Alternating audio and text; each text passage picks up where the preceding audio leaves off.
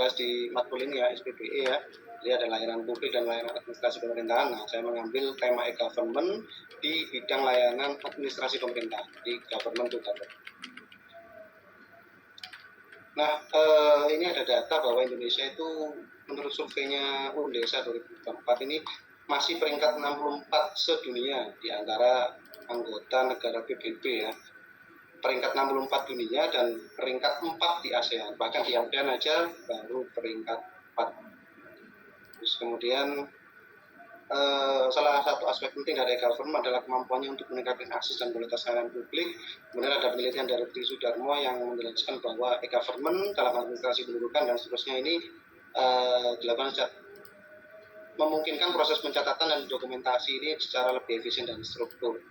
Jadi ada beberapa penelitian terdahulu. Nah, untuk dasar hukumnya saya mengambil SPBE ya, jadi Perpres nomor 95 tahun 2014 tentang sistem pemerintahan berkesinambungan. Nah, SPBE ini Perpresnya ini sangat umum. Kemudian saya masuk ke namanya ada Peraturan Menteri Keuangan nomor 171 dan 158 tahun. Karena di kami di instansi saya bekerja di Direktorat Jenderal Pemeliharaan Keuangan itu memiliki fungsi salah satunya menyalurkan APBN ke seluruh Indonesia bagi satuan kerja atau kementerian lembaga yang dibiayai oleh APBN. Nah, uangnya itu dari mana? APBN-nya itu ya dari kami, dari Direktorat Jenderal Pemeliharaan melalui yang namanya aplikasi Sakti ini. Ini namanya sistem aplikasi keuangan tingkat instansi. Jadi usernya itu hampir 192.000 user dan dia itu merupakan salah satu platform G2G di struktur SPBE ini. Jadi dia melayani government to government. Jadi misalkan kepolisian, kejaksaan, tentara atau kementerian pusat, nah itu butuh bayar gajinya, nah itu diajukan dari aplikasi.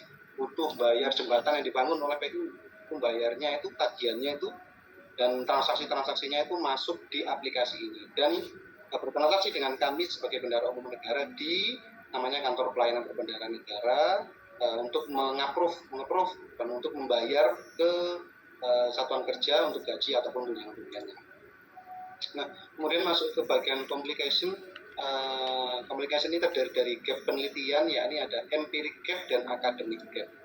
Jadi secara empiris ada gap. Jadi di Sakti itu ada data yang menunjukkan bahwa semakin ke sini frekuensi maintenance error itu tidak bisa diakses cukup tinggi. Jadi frekuensinya itu ada 634 kali dari sepanjang tahun 2019 sampai 2015. Ini menurut saya sangat krusial ya, karena cukup besar frekuensinya. Kemudian jika dibandingkan dengan aplikasi serupa di negara lain, dari nomor satunya di ASEAN itu Singapura ya. Jadi dia maintenance atau pemeliharaan atau gangguan itu hanya terjadi 384 kali dan ini bahkan hanya maintenance saja datanya.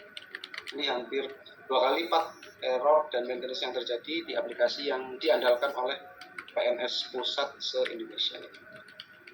Nah, kemudian ada data juga yang lain kebetulan belum ketemu ya, stationnya ya masih dicari. Ini seluruh APBN yang berjumlah dari 1.900 triliun sampai 3.600 triliun itu semuanya dieksekusi dan dikelola oleh baik Satker dari Kementerian Lembaga dan dari kami Kementerian Keuangan melalui aplikasi Sakti ini. Jadi bayangkan 3.600 triliun kalau ada gangguan beberapa jam saja itu pasti akan sangat mengganggu layanan. Terus kemudian secara spesifik di Sidoarjo APBN yang disalurkan dan dikelola itu naik dari 3 triliun di 2030, puncaknya 9 triliun di 2024 dan sedikit turun di 2025 sebesar 8 triliun. Nah, juga ada data dari Populus Center yang menyatakan bahwa layanan publik itu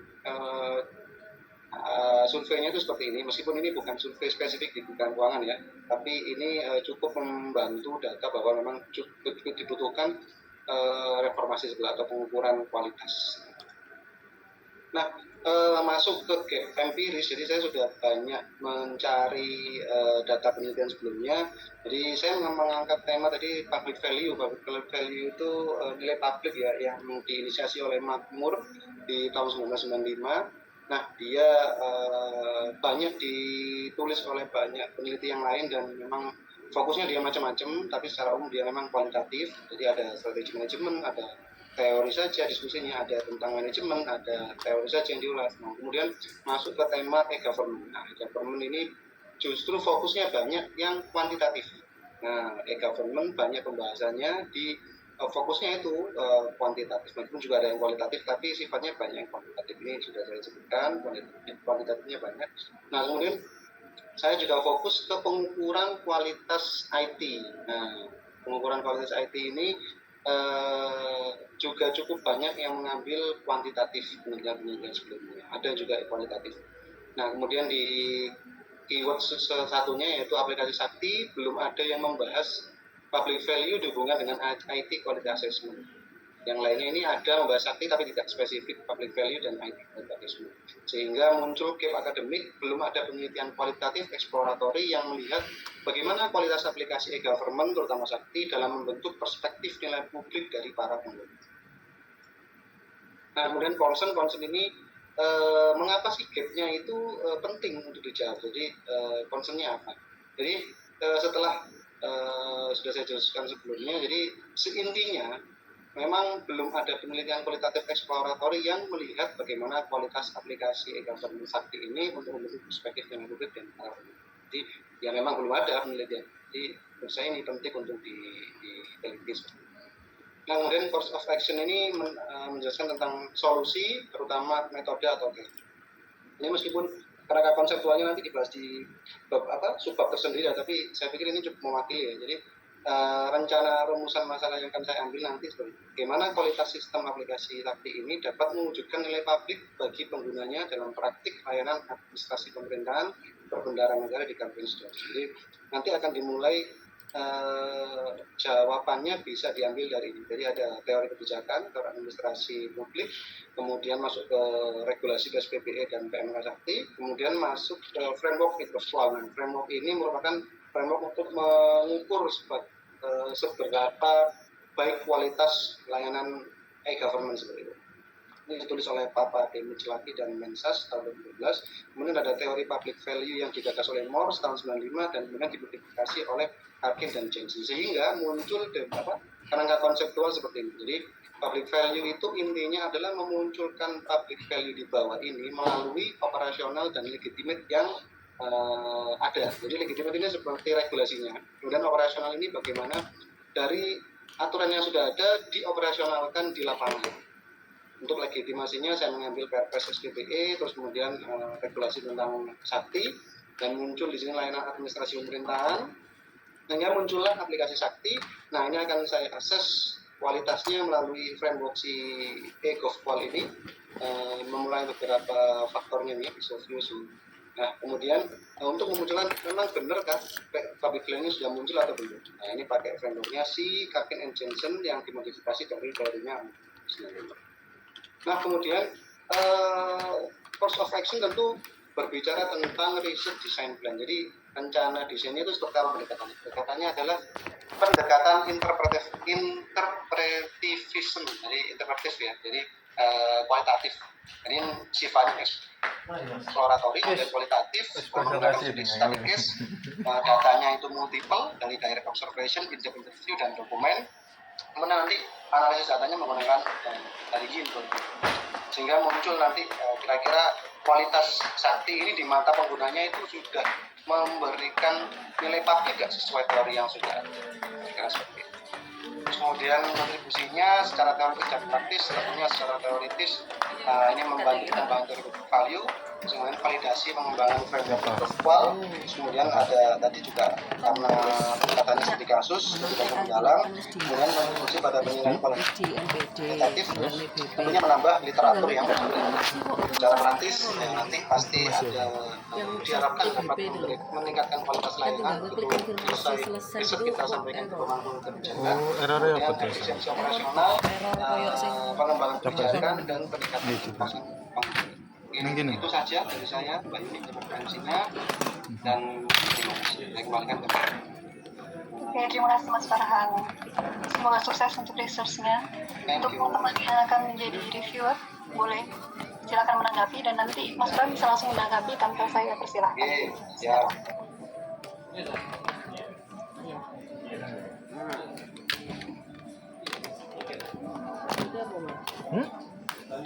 Silakan teman-teman. Teman-teman yang jadi reviewer, silakan. Saya mohon izin ya Mbak Yuli, maaf.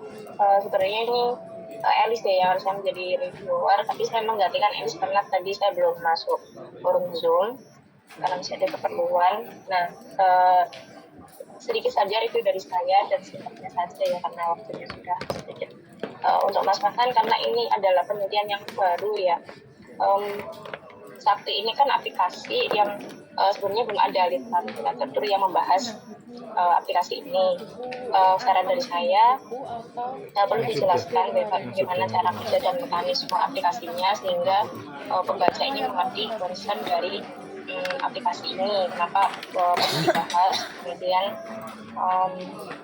dari yang dijelaskan Mas Nan tadi terkait T2 sampai J5 tadi saya bisa menangkap ya sangat jelas itu terkait penelitiannya, terus kemudian teori-teori yang akan diangkat dan keterkaitannya secara umum sih sudah bagus, masakan bisa dipahami juga, sekalipun ini untuk orang yang awam yang belum mengerti tentang topiknya kayak begitu. Ya itu saja sih saran dari saya untuk penelitian Mas Makan. Selebihnya semoga bisa sampai sempurna.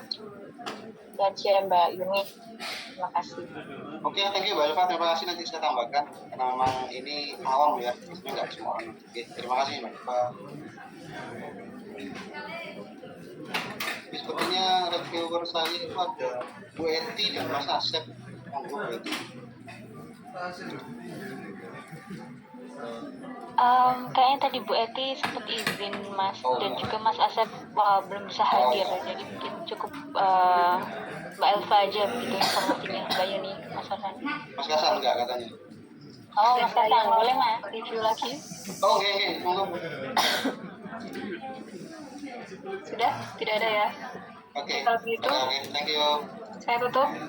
Ya. Saya kembalikan ke Mbak Elis. Terima kasih, selamat sore. Baik, terima kasih Mas Farhan dan juga Mbak Yuni. Selanjutnya presentasi terakhir untuk sesi pertama ini dari Mbak Yuni. Mbak Yuni sudah siap Mbak? Iya. Oke, baik, silakan. Present Mbak Yuni.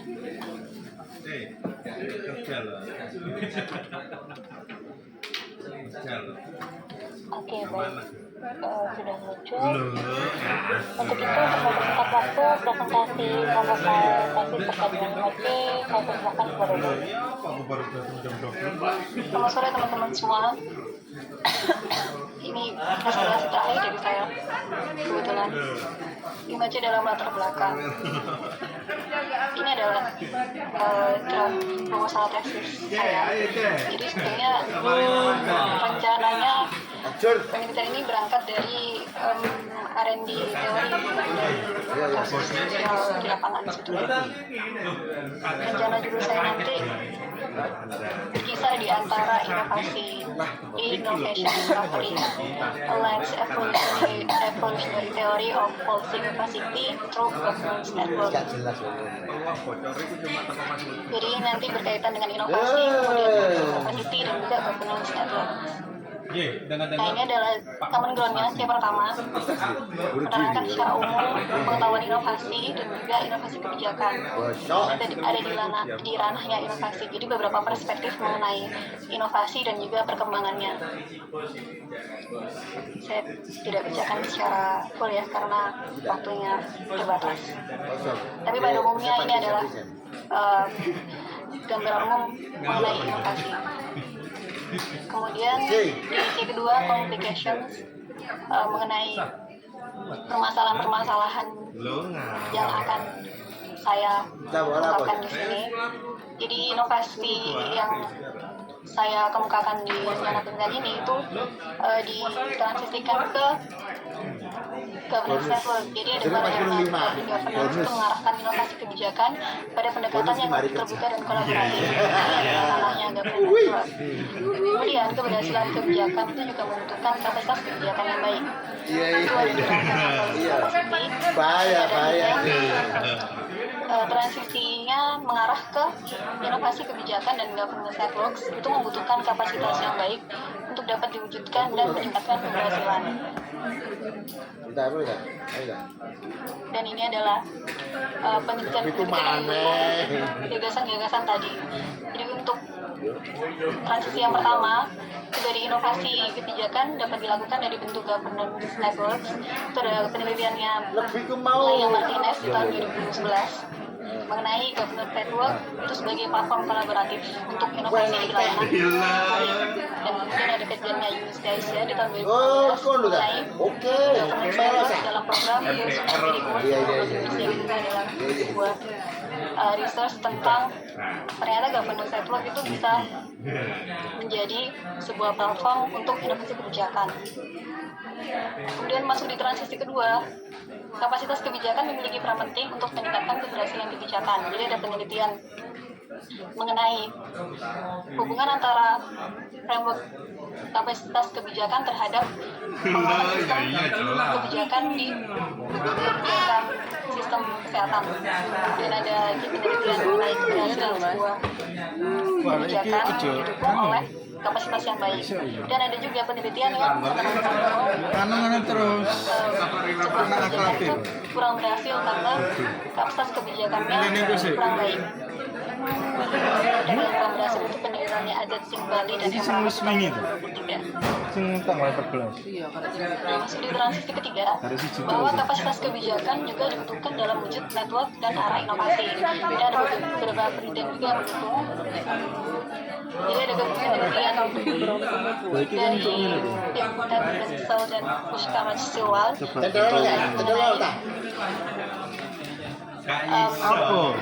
kapasitas kebijakan yang bisa dilihat dengan kacamata network governance atau governance network. Jadi ternyata kapasitas kebijakan itu kira seksualnya kan mau kamu lagi. Ada juga penelitian yang mengangkat kapasitas kebijakan itu berguna untuk inovasi di governance atau inovasi kebijakan di sana. Dan ada juga yang mengangkat tema bahwa ada aktor di luar pemerintah, ada sebuah laboratori kebijakan yang bisa menghadirkan aktor baru atau saran-saran kebijakan dari perspektif di luar organisasi pemerintah untuk menjadi solusi kebijakan. Masuk ke C3 atau concernnya. Kurang apa sih? Sebagaimana tadi yang sudah dipaparkan, concern saya adalah tantangan era globalisasi berupa perubahan dan ketidakpastian. Di era digitalisasi, globalisasi ini tantangan perubahan dan ketidakpastian ini menyebabkan kompleksitas semakin tinggi. Dan itu membuat saya berpikiran bahwa pendekatan itu mungkin masih belum bisa menjadi pendekatan yang komprehensif yang bisa melihat secara utuh mengenai potret-potret masalah-masalah yang sebagaimana dijelaskan sebelumnya. Dan ini ada research yang mendukung hal tersebut. Ada perspektif evolutionary theory in policy capacity pada kebutuhan inovasi. Jadi ada sebuah research yang dimana dia menggunakan teori evolutionary itu berasal dari development dari evolutionary dari ekonomi untuk menjadikan perspektif dalam kebutuhan inovasi kebijakan. Ini penelitiannya di tahun 2021. Masuk ke C4. Jadi saya mungkin bisa memakai perspektif tadi untuk pendekatan analisis evolusioner terhadap kapasitas kebijakan. Jadi pengembangan teori kapasitas kebijakan di dalam permasalahan mengenai tantangan perubahan dan ketidakpastian. Dan kontribusinya, manfaat praktis dan teoritisnya bisa dilihat di layar. Teman-teman bisa baca manfaat praktisnya mungkin untuk domain-domain kebijakan lain, kebutuhan inovasi yang semakin tinggi itu bisa diterapkan di berbagai macam domain dan juga lembaga. Dan untuk manfaat teoritis tentu saja perkembangan teori dari ranah tadi yang saya sebutkan sebelumnya, ada governance network, kemudian teknik inovasi dan polisi kapasitas. Dan ini adalah objek saya Tapi gak ngomong. Ya gak apa, enggak tak. adalah kebijakan kawasan ekonomi khusus. Ya ngomong nang aku. Gue tak ngomong nang kamu. Dan juga perubahan ini Mana kamu disalahno. mulai dari ranah regional, nasional, bahkan internasional. Kamu garapin begitu ae. Kawasan ekonomi khusus itu merupakan kebijakan strategis yang Lah apa sih nangis jangka pendek maupun perencanaan jangka panjang. Dan ini berada pada kondisi di mana perubahan dan ketidakpastian itu merupakan tantangan yang dihadapi. Kawasan ekonomi khusus itu salah satunya ada di peraturan pemerintah. Apa sih? Ngarana guyu. Saya taruh bayi mana wis semen dulu kok. Oke, wis siap aku. Saya taruh bayi mana? Mari terus kembali. Piye, ono. Sing salah saya pengen salah. Ono apa, Mbak? Ono. Ono apa tuh? Nulis dan juga Mbak Dita Regulasi 2023. Ya salah. Ya kan juga aku bicara ini. Lah siapa sih enggak? Ya, salah. Ya kan salah sih. Kamu ngomong. Saya kira oke ta ae. Yo wis aku yo oke ae wis. Kok takoni. Beres gampang. Ngirim nanang jadi pisan. Pokoknya aja sampai Jumat gini. Lah gak jadi ya. Aku mau ya iki. Aku semari Mas. Ya iya tahu ya iki Aku semari. kowe kado ya kado ya iki. SKPD 2004, SKPD 2024. Oke, baik. Tadi ada catatan Kapan guys. nyampe? Buruknya dulu. Oke, tak ada kondisi. Ya saya kira semari apa durung? Durung apa nih? Tapi ya oke ae. Kok templungnya kan? Ya wis mari kabeh iya. Indikatornya mulai dari timnas Berarti sing kurang siapa iki? Marika. Barika. Ya Allah, Mbak. Barika wis mari finish yo. Aku finish kare Bayu. Bayu tau biar Aku semari. Iki duper mau. Cara perubahan mana? Iki opo wae. Sembuh kan. Mari wae kowe. Wah. Mbak Yuni selanjutnya mungkin dari Mas Norit atau Mbak Dita ada masukan Mbak dari Mbak Dita dulu mungkin Mbak Dita. Ya, si Mbak Yuni dari paparannya sangat di luar Ya situ jauh dilanjut. biasanya kita berangkat dari kasus yang terjadi kemudian baru kita ini kan seperti Peraut tadi. mungkin Mbak Yuni kalau saya melihat sebagai orang awam ya supaya lebih menarik aja sih mungkin bagaimana menarik pembaca supaya tertarik melihat penelitian Mbak Yuni mungkin bisa dijelaskan juga di rencana fokusnya tadi yang di KI Gresik juga mungkin kenapa sih itu menjadi penting kemudian mengapa kok urgent kenapa kok apa namanya yang Mbak Yuni kerjakan ini yang Mbak Yuni teliti ini urgent begitu karena kan sebagai orang awam ya seperti saya ini melihatnya kok kayak buat gitu tapi overall bagus Mbak beda dari yang lain semoga lancar ya Mbak sukses semangat terima kasih Mbak Cika atas ujiannya dan ya saya memang masih mendalami kebijakan kawasan ekonomi khususnya di Gresik yang akan mungkin nanti saya akan melakukan sebagai jabatan kita. Terima kasih. Baik, terima kasih Mbak Cika dan Mbak Yuni. Terakhir dari Mas Norit, silakan Mas. Yang masih rekor itu kan juga ada fraksi. Fraksi dulu 11 ya. Maaf Mas, suaranya kecil sekali. Enggak semua. Enggak sesuai DPR. Ibu yang sudah polisi. Terus gimana?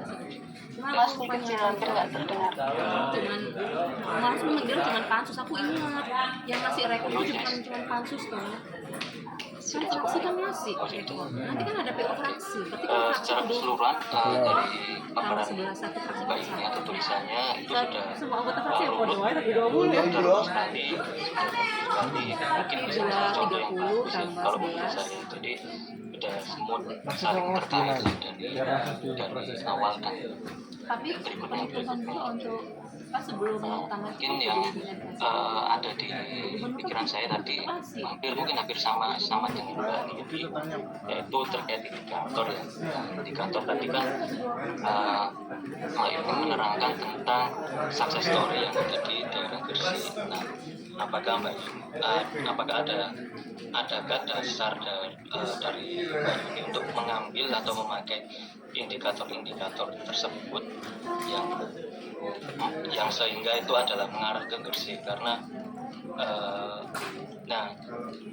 karena kan Gresik menjadi success story dan indikator-indikator tersebut dipunyai Gresik gitu. Apakah ada dasar atau rujukan dari siapa Mbak ini memilih sehingga Mbak memilih indikator seperti ini atas kayak tadi ini naik, luasnya juga seperti ini. Nah, apakah tidak ada range mana yang berhasil atau mana yang kurang gitu, sehingga Gresik ini kan sudah menjadi pojok ya kalau dari tulisan Mbak ini tadi Gresik sebagai paling berhasil. Nah, yang berikutnya apakah ada indikator lain gitu yang ditawarkan selain dari melihat indikator dari indeks tertinggi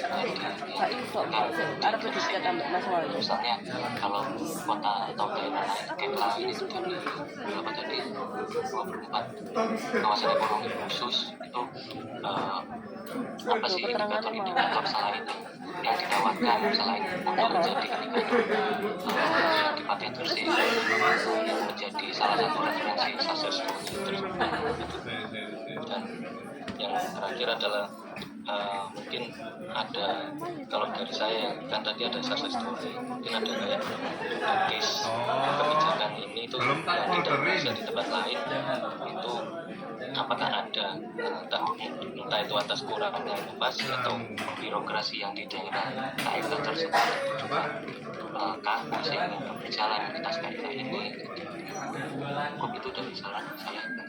Tapi keseluruhan sangat smooth sekali dari awal sampai akhir penulisannya. Semoga cepat mengantar sampai di waktu yang terima kasih. Oke, baik. Terima kasih Mas Noris. Terakhir ada tanggapan singkat dari Mbak Yudi. Ya, terima kasih atas sarannya. Ya, dasar pemilihan Gresik pertama karena memang saya di Gresik, kedua karena Gresik itu memang salah satu success story. Nah, untuk ini masih rencana, tapi saya juga masih mendalami materi ini. Apakah nanti saya pakai satu cases atau pakai dua cases, mungkin nanti komparatif atau dihubungkan atau hanya mendalami salah satu saja. Tapi terima kasih, ini juga masih dalam pertimbangan dan pembelajaran saya. Oke, terima kasih semuanya. Baik, kalau begitu terima kasih atas presentasinya terakhir dari Mbak Yudi. Mungkin juga mengakhiri sesi presentasi pada pertemuan kali ini ya teman-teman sekalian. Kayaknya mungkin ada tambahan terlebih dahulu dari Bu Erna. Ini kata saya muncul ya teman-teman? Oke, baik. Ada tambahan Ibu dari Bu Etna?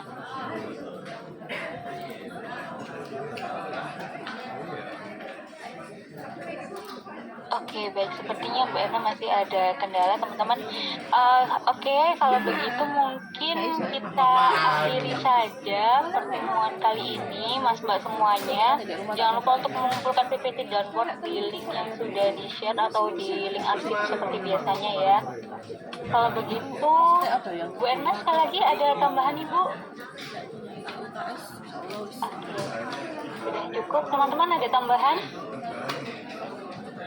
Sudah cukup habis. Oke, kalau begitu sampai berjumpa di kelas selanjutnya teman-teman. Sekian, wassalamualaikum warahmatullahi wabarakatuh. Terima kasih semuanya. Salam warahmatullahi wabarakatuh.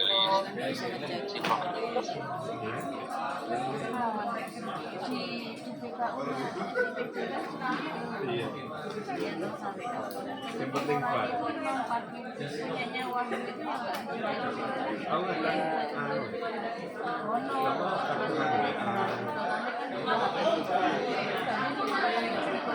iya enggak.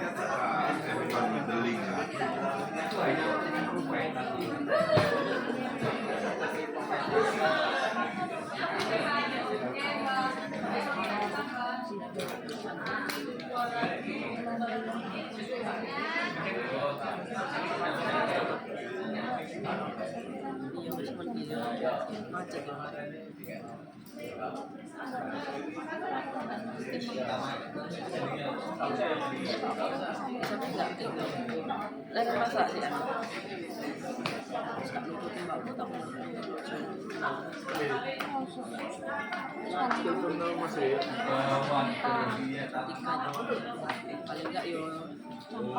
sini yuk. Disediain semua bukan tinggal goreng.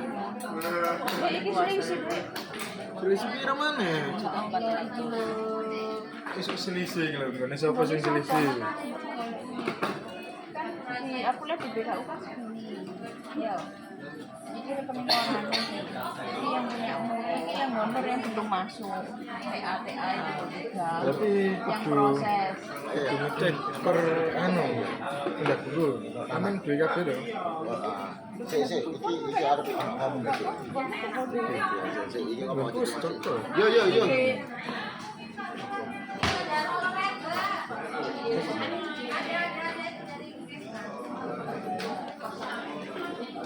Assalamualaikum.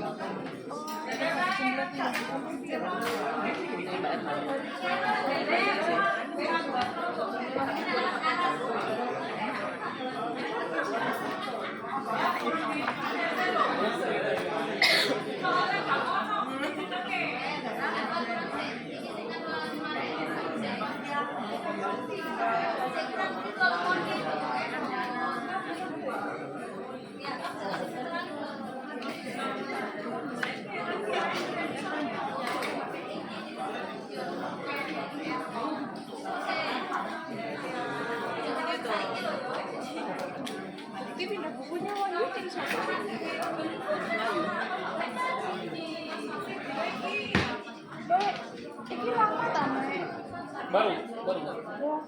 Mau ambil. Buat umi apa sih nggak boleh?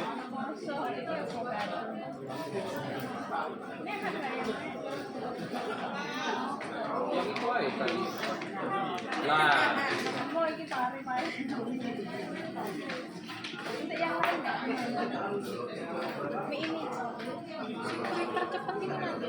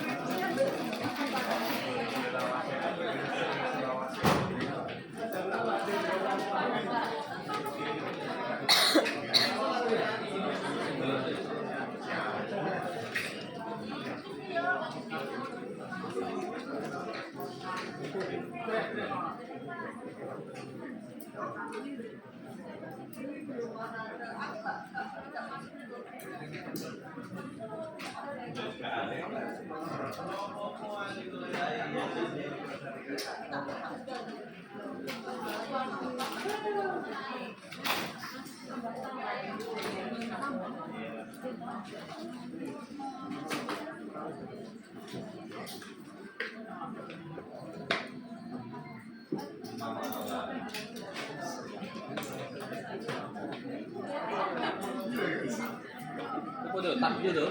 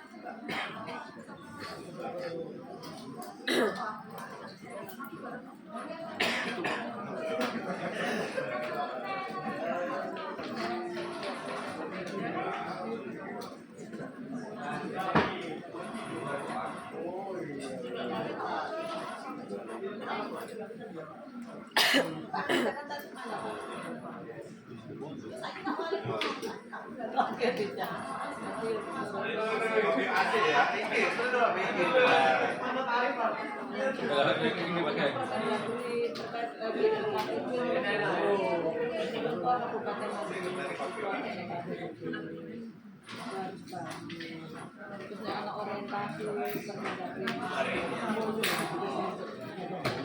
sampai foto yang itu yang nggak bisa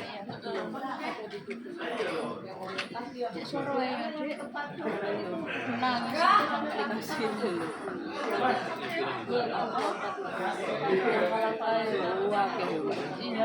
Gak efektif banget. si poli kok gak ini soalnya nggak ada kita encak bisa bareng iya kayak gini terus beres ya ya beres belum dong nggak bisa ini tinggal satu-satu tinggal biru pemerintah nggak usah kenapa habis masih ada selisih tuh ya sama saya juga nggak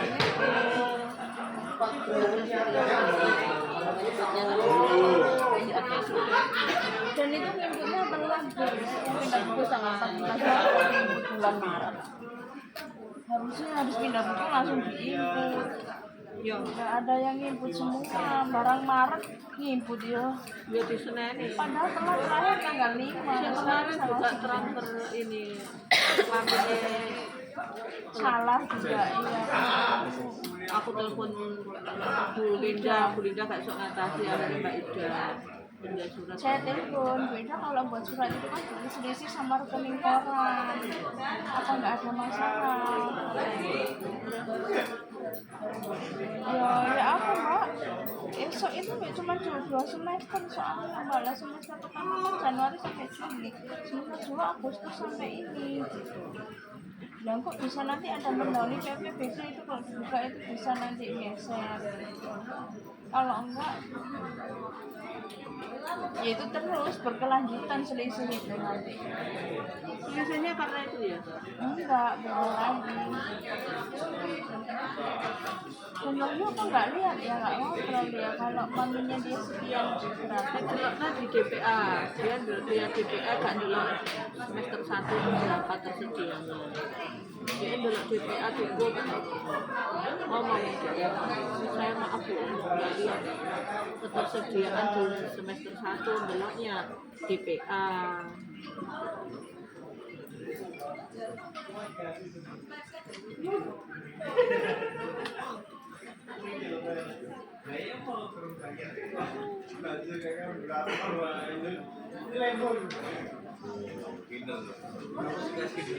Kamu aja dipatin deh.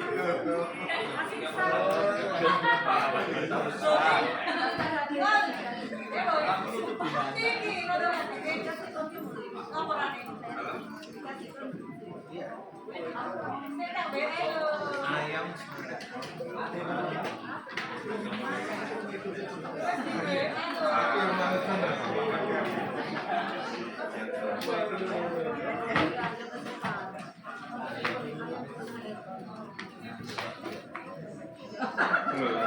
Ndi. Ndak buku nih. Ayo, wis buka nang kene.